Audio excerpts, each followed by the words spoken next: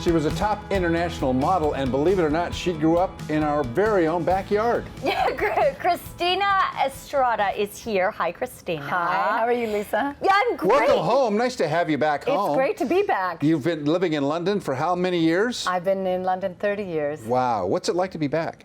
It's great. I miss the sunshine, actually. I bet. But, you know, I travel internationally a lot, and I've seen the world in very different capacities, but to stay in London, it became a base.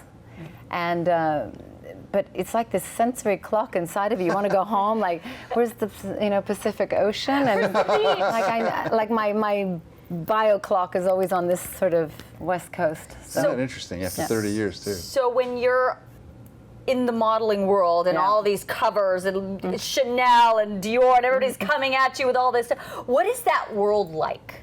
Well, it's you have to be independent. You have to know how to call your own shots.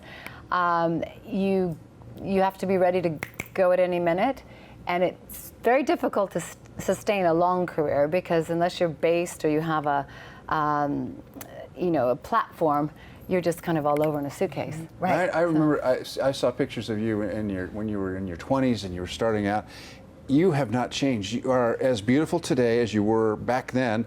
You could still, do you still model? No, I got married and I have a daughter who's 17. So I'm raising her, and when she's grown up, I mean, I'm still thinking, what am I going to be when I grow up? How can you not model, though? I mean, it's amazing. We were in the countryside, and it was a very different life. Yeah. So, when you're married or in business, or your husband has his, it's like I was ready after 20 years to sort of. Is that how long you were doing it? 20 years. Yeah. I mean, I still got offers to do things after I had a baby, and I thought, well, my body still looked all right, but I didn't think my husband wanted that, so I said, okay. But like models, I feel like models, when you hear of models, they flame out very quickly because it's this really grinding kind of industry. 20 years is a significant modeling career. Well, my mom raised me with good habits. Yeah. Yeah. And growing up in California, we have a natural kind of holistic approach to life.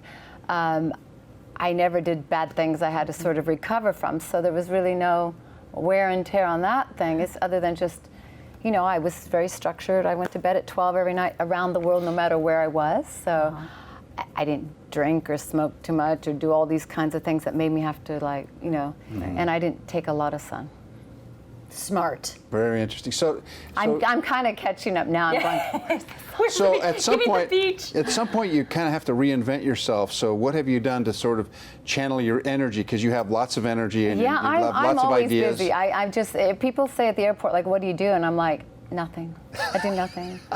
Can we have that life? How do I get that life? Apparently you have to be a gorgeous, tall supermodel, and then that's how that happens. Well, I did charity work for a long time. I worked with the Red Cross, and I was a chairwoman, and raised a lot of money for them, and it was just a joy. I mean, I was in 4 earthquakes, and the Red Cross was sort of always there, so it was a very kind of memorable time in my life. I learned how to raise money and do fundraising. Which I hate asking for money, but I kind of did, and it worked. What else did I do? So tell me about this but now you're kind of on this holistic life path. Yeah. Well, how do you kind of translate that to your friend? I'm sure your friends ask you about it. Okay, I'll tell you what's really easy for me, is that we all are people, so we all think, we all feel, we all want to be happy, we all have problems, You're going through life, someone dies, someone gets sick, there's always something, right? Always something. Yeah. So we're always busy. And then when we get older, we're looking like, okay, when you're young, you look forward. When you're older, you kind of look back and then go, like, what did I do? And then when you're really mature and responsible, you go, you know what? I don't owe anyone an explanation anymore. Right. I don't have to justify myself anymore. Right. And suddenly you just start to live again. And I feel that, how are we going to live? I just wrote an article on globalization for Circle magazine in Europe, which is sort of a luxury brand magazine. And he said to me, Gabriele, he said, what is your idea of luxury?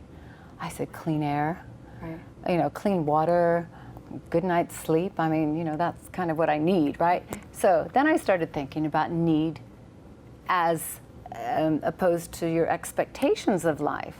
Our happiness, so many depressed people, this crazy stuff you hear, and I'm thinking, okay, so they asked me, well, what do you think? I said, well, why do you want to know my opinion? I'm kind of a housewife. I do nothing. If I knew how to work the dishwasher, I'd probably be doing that too. But in any case, I started thinking about governance, and I started thinking about, I own a home in Beverly Hills, actually. So, you know, just learning about all that and taxes and, you know, everything I had to do that I didn't know anything, suddenly you're doing. Yeah. And you're thinking the same thing. If you could run the city, how would you run it? I would actually have 4-day work weeks and a 3-day weekend, so I could sign us spend up. time with myself, my child, and my guy, if there was one. Christina for mayor. Yeah, and I just said, why not? Let's do it. And then I turned on the radio and I heard this, I think it was a mayor of some city in China, and he says he was going to mandatory make 12-hour work days and 6 days a week. Oh, boy. And he says, I do that, I expect my employees to do that.